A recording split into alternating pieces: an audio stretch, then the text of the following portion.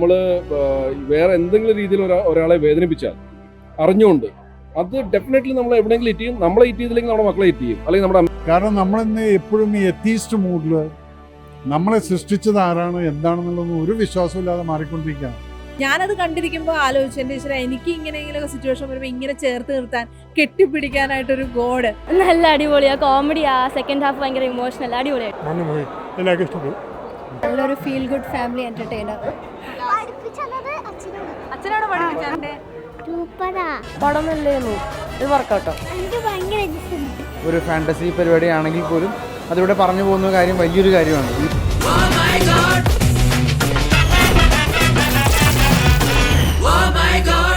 എപ്പോഴെങ്കിലുമൊക്കെ ഇത് മറ്റേ ന്യൂട്ടൻ്റെ തേർഡ് ലോ പോലെയാണ്. Every action has got an equal and opposite reaction. അതുപോലെ സംഭവിക്കും. നമുക്ക് തിരിച്ച് ഹിറ്റ് ചെയ്തിരിക്കും. നമ്മൾ ഒരാൾക്ക് പാര പണിഞ്ഞാൽ, നമ്മൾ വേറെ എന്തെങ്കിലും രീതിയിൽ ഒരാളെ വേദനിപ്പിച്ചാൽ അറിഞ്ഞുകൊണ്ട് അത് ഡെഫിനറ്റ്ലി നമ്മൾ എവിടെയെങ്കിലും ഇറ്റ് ചെയ്യും. നമ്മളെ ഇറ്റ് ചെയ്തില്ലെങ്കിൽ നമ്മുടെ മക്കളെ ഇറ്റ് ചെയ്യും, അല്ലെങ്കിൽ നമ്മുടെ അമ്മച്ചനെ ഇറ്റ് ചെയ്യും. മക്കളെന്ന് പറയുമ്പോഴത്തേക്ക് ചിലർ പറയും ഞങ്ങൾ കല്യാണം കഴിച്ചിട്ടില്ല. അപ്പോൾ അങ്ങനെയാണെങ്കിൽ നിങ്ങളുടെ അമ്മച്ചനുണ്ടല്ലോ, അല്ലല്ല ഞാൻ പറയുകയാണ്. അപ്പോൾ കർമ്മ നല്ലത് ചെയ്യുക, അറിഞ്ഞുകൊണ്ട് ആരെ വേദനിപ്പിക്കാൻ നിൽക്കാതെ നമ്മൾ നമ്മുടെ ലൈഫ് മുമ്പോട്ട് കൊണ്ടുപോകാം. കണക്ട് ചെയ്യാൻ പറ്റുന്നുണ്ട്, നമുക്ക് ആ ഒരു ഇമോഷൻസ് ഒക്കെ കിട്ടുന്നുണ്ട്. I really love it. കാരണം പല സംഗതികളും എന്നെ ടച്ച് ചെയ്യിപ്പിച്ചിട്ടുണ്ട്. ഒരു കാര്യം ഞാൻ പ്രത്യേകം ശ്രദ്ധിച്ചിട്ടുണ്ട്, നമ്മൾ ഈ അച്ഛന്മാർ പലപ്പോഴും മെറ്റീരിയലിസ്റ്റിക് ആവാറുണ്ട്. പക്ഷെ അമ്മ ഒരിക്കലും മെറ്റീരിയലിസ്റ്റിക് അല്ല. യെസ്, ഇറ്റ് എന്ന് പറഞ്ഞാൽ ചർച്ച എന്ന് പറഞ്ഞാൽ ഇത് ചർച്ചയ്ക്ക് ഇങ്ങനെയുള്ള സംഭവങ്ങളൊക്കെ വരണം. കാരണം നമ്മളിന്ന് എപ്പോഴും ഈ എത്തീസ്റ്റ് മൂഡിൽ നമ്മളെ സൃഷ്ടിച്ചത് ആരാണ് എന്താണെന്നുള്ളതൊന്നും ഒരു വിശ്വാസമില്ലാതെ മാറിക്കൊണ്ടിരിക്കുകയാണ്. അവിടെയാണ് നമ്മൾ ബന്ധങ്ങൾക്ക് വില കൽപ്പിക്കുന്നില്ല. അപ്പോൾ ഇത് അതുകൂടെ ഓർമ്മിപ്പിക്കുന്നൊരു സബ്ജക്റ്റായിട്ടാണ് എനിക്ക് കാണുന്നത്. ലാസ്റ്റിൽ ആ ചോദിക്കുന്നത്, ഭർത്താവ് ഒന്ന് ചോദിക്കുന്നു, നീ എന്ത് ചോദിക്കും?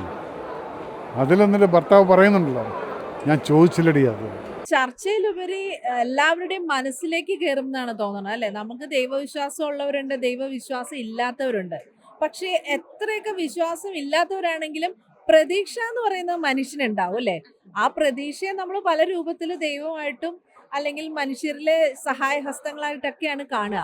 ഇതെനിക്ക് തോന്നുന്നത് ഇത് ഓരോരുത്തരുടെയും മനസ്സിലുള്ള പ്രതീക്ഷയാണ്, വിശ്വാസമാണ്. നമുക്കൊരാളുണ്ടാവും. ഞാനത് കണ്ടിരിക്കുമ്പോൾ ആലോചിച്ചു, എൻ്റെ ഈശ്വര, എനിക്ക് ഇങ്ങനെയെങ്കിലും സിറ്റുവേഷൻ വരുമ്പോൾ ഇങ്ങനെ ചേർത്ത് നിർത്താൻ, കെട്ടിപ്പിടിക്കാനായിട്ടൊരു ഗോഡ്.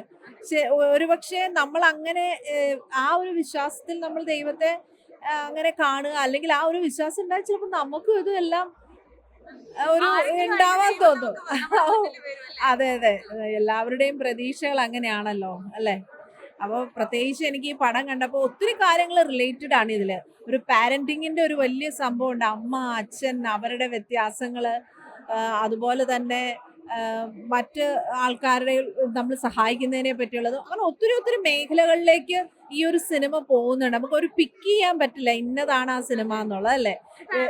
ഫാമിലി പടമാണ്. ഒരു ഫാന്റസി എലമെന്റ് ഉണ്ട്. ഫാന്റസി എലമെന്റ് ഫാമിലി സബ്ജക്റ്റുമായിട്ട് ഇണക്കി ചേർത്ത് ആ ഡയറക്ടർ, പുതിയ ആളാണ് ഫെബി, അത് കൊണ്ടുവന്നു. അതിലുപരി ഗോഡിന്റെ ഗ്രേസോടുകൂടി സണ്ണിയെ കാണാൻ പറ്റിയത് ഭയങ്കര രസം. അതുപോലെ സൈജുവിന്റെ പെർഫോമൻസ്, അപർണ, എല്ലാവരും ഒന്നിനൊന്ന് ആരുടെ കൂടെ നമ്മൾ പറയുന്നറിയില്ല. എനിവേസ് ഭയങ്കര ഒരു ഫീൽ ഗുഡ്, ഒരു നല്ല പടം. ഭയങ്കര നല്ല പടം. എല്ലാവരും എന്തായാലും വന്ന് കാണണം. ഫാമിലി, ഫ്രണ്ട്സ് എല്ലാവരുമായിട്ട് എല്ലാവർക്കും എൻജോയ് ചെയ്യാൻ പറ്റുന്ന പടം. നല്ല അടിപൊളിയാ, കോമഡിയാ, സെക്കൻഡ് ഹാഫ് ഭയങ്കര ഇമോഷണൽ, അടിപൊളിയായിട്ട്.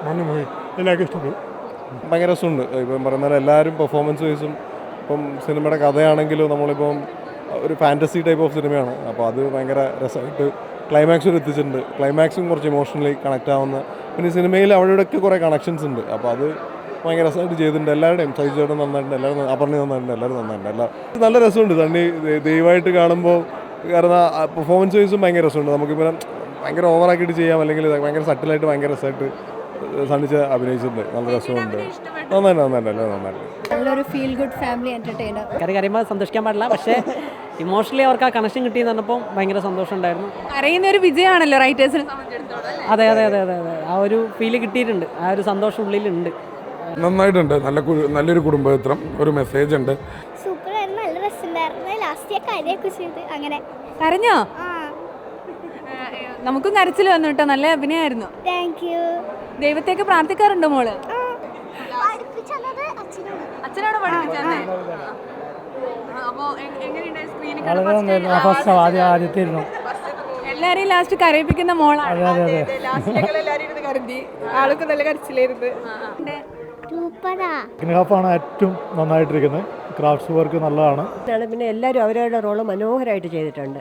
വ്യത്യസ്തമായിട്ടൊരു നല്ല പടമാണ്. പടം നല്ലായിരുന്നു. ഇത് വർക്കൗട്ടോ. എനിക്ക് ഭയങ്കര ഇഷ്ടപ്പെട്ടു. ഈ ഫിലിമിൻ്റെ ഒരു പേരാണ് അട്രാക്ട് ചെയ്യുന്നത്, written and directed by God എന്നുള്ള. കണ്ടിരിക്കാൻ പറ്റിയ ഒരു ഫാമിലി പടമാണ്. ഫാൻറ്റസി മൂഡിലേക്ക് കൊണ്ടുപോകുമ്പോൾ നമുക്കൊരു അതുമായിട്ട് നമ്മൾ ഭയങ്കരമായിട്ട് എഴുതിച്ചേരുന്നുണ്ട്. ഭയങ്കര രസമുള്ള പടമാണ്. ഒരു ഫാൻറ്റസി പരിപാടിയാണെങ്കിൽ പോലും അതിലൂടെ പറഞ്ഞു പോകുന്ന കാര്യം വലിയൊരു കാര്യമാണ്. ഈ സൊസൈറ്റിയിൽ വളരെ റെലവൻസ് ആയിട്ടുള്ളൊരു ഒരു മാറ്ററാണ് ഒരു ഫാൻറ്റസിയിലൂടെ അവർ പറഞ്ഞു പോയത്. എല്ലാവർക്കും മനസ്സിലാവും. അതായത് ഒരു പ്രത്യേക ഒരു പർട്ടിക്കുലർ ജോണർ പടമല്ല, ഏത് ഏജ് കാറ്റഗറിക്ക് മനസ്സിലാവുന്ന നല്ല ഉഗ്രൻ സിനിമയാണ്. എന്താ ലീഡർ പോയി കാണും. സിനിമ എന്ന് പറഞ്ഞാൽ വളരെ സിമ്പിളായിട്ടുള്ള ഒരു ഫിലോസഫി. എനിക്ക് അതിൽ ഏറ്റവും ഇഷ്ടപ്പെട്ട ഒരു വാചകം എന്ന് പറഞ്ഞാൽ അതിൽ ദൈവം ക്യാരക്ടർ പറഞ്ഞ ഗീവ് ആൻഡ് ടേക്ക്. സത്യത്തിൽ ലൈഫ് അത്രയേ ഉള്ളൂ. ഗിവ് ആൻഡ് ടേക്ക് എന്ന് പറഞ്ഞ ഒരു പ്രോസസ്സിൽ മനുഷ്യർ നിൽക്കുകയാണെങ്കിൽ ജീവിതം കുറേയും കൂടി എല്ലാവർക്കും എമിക്കബിളാവും, ഈസി ആക്കാൻ പറ്റും. പക്ഷേ എനിക്ക് തോന്നുന്നു ഉള്ളിൻ്റെ ഉള്ളിൽ മനുഷ്യർക്ക് എപ്പോഴും തൻ്റെ പ്രവൃത്തിയിൽ ഒരു ഭയവും കോൺഫ്ലിക്റ്റും ഉണ്ട്. അത് അറിഞ്ഞും അറിയാതെ നമ്മൾ ദൈവമേ തന്നെ വിളിച്ചു പോകുന്നത്. അപ്പോൾ ദൈവത്തിൻ്റെ ഒരു കയ്യൊപ്പ് എല്ലായിടത്തും ഉണ്ട് എന്ന് വിചാരിക്കുന്ന സാധാരണ മനുഷ്യരല്ലേ നമ്മളൊക്കെ. അങ്ങനെയാണല്ലോ, ഹോപ്പാണ് അത്. അപ്പോൾ ഏറ്റവും ഏത് പറഞ്ഞാലും ഏറ്റവും വലിയ മാർക്സിസ്റ്റ് പോലും പറയുന്നത്, അല്ലെങ്കിൽ മാർക്സ് പറഞ്ഞു എന്ന് പറയുന്നത് തന്നെ ഇങ്ങനൊരു കാര്യം കൂടിയാണ്. അതായത് എല്ലാ ആശയറ്റവൻ്റെയും പ്രതീക്ഷയാണ് ദൈവം എന്നുള്ളതാണ്. അങ്ങനെയും കൂടെ പറയുന്നുണ്ട്. വിശ്വാസമുള്ളവരും നിരീശ്വരവാദികളും ഒക്കെ കാണേണ്ട സിനിമയാണ്. ഇതിൻ്റെ അകത്ത് നമ്മൾ ഈശ്വരൻ ഉണ്ടോ ഇല്ലെന്നുള്ളതല്ല പറയണത്. ഓക്കെ, നമ്മളൊക്കെ ദൈവവിശ്വാസികളാണ്. ഇതിൻ്റെ അകത്ത് നമ്മൾ പറയുന്നത് നമ്മുടെ ഇന്നർ സെൽഫ്, അതായത് നമ്മുടെ ഉള്ളിലുള്ള മനുഷ്യനെ നമ്മൾ നന്നാക്കുക, നമ്മുടെ ജീവിതത്തിൽ നല്ലത് സംഭവിക്കുകയുള്ളൂ. ഇതാണ് നമ്മൾ പറയാൻ ഉദ്ദേശിച്ചിരിക്കുന്നത്, അല്ലേ? അങ്ങനെ ഫീൽ ചെയ്തില്ലേ? എല്ലാവരും പിന്നെ സൈലൻ്റായി ഇരിക്കുമ്പോൾ മനസ്സിലായി ആ സിനിമയ്ക്കകത്ത് ഇരിക്കുക എന്നുള്ളത്. അപ്പോൾ ആ സിനിമ വളരെ എൻഗേജിങ് ആയിട്ട് ആ സിനിമ ഇരുന്ന് എല്ലാവരും ശ്രദ്ധിച്ചിരുന്ന് കാണുന്നുണ്ട് എന്നുള്ളൊരു കാര്യം മനസ്സിലായിട്ടുണ്ട്. അപ്പോൾ അത് തന്നെയാണ് ഒരു ഡയറക്ടറുടെ ഏറ്റവും വലിയൊരു സക്സസ് ഞാൻ വിചാരിക്കുന്നത്.